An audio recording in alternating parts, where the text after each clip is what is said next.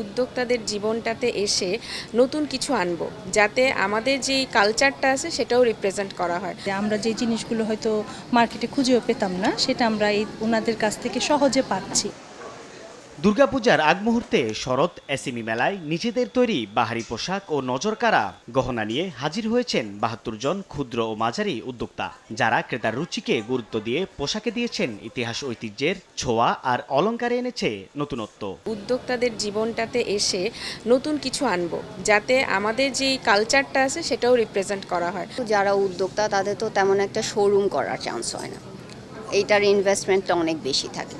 So ওই ইনভেস্টমেন্টটা যখন না করা হয় তখন দেখা যায় যে ঘরে বসে বা আপনার লাইভ করার মাধ্যমে ডিজিটাল প্ল্যাটফর্ম ইউজ করে আমরা যেগুলো করছি, আমি ন্যাচারাল ডাই নিয়ে কাজ করি। মেইনলি হচ্ছে আমার স্ক্রিন প্রিন্ট, টাই ডাই, ভেজিটেবল ডাই আর জামদানির উপর কিছু কালেকশন আছে, শাড়ি।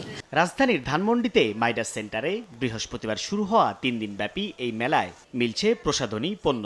নিজেদের পছন্দ মতো পণ্যের খোঁজে এসে ক্রেতারা জানালেন তাদের সন্তুষ্টির কথা। কিছু ইউজ করব, আগে দেখবো আমরা মেড ইন ইন্ডিয়া কিনা, কিন্তু এখন আমাদের দেখতে ভালো লাগছে যে আমাদের আপারা কাজ করছে, আমরাও সেটা খুব আরাম বোধ করছি। আমরা যে জিনিসগুলো হয়তো মার্কেটে খুঁজেও পেতাম না, সেটা আমরা ওনাদের কাছ থেকে সহজে পাচ্ছি। সবার জন্য উন্মুক্ত এই মেলা শেষ হচ্ছে শনিবার রাত ৯টায়। সাইফুল ইসলাম, সময় সংবাদ, ঢাকা।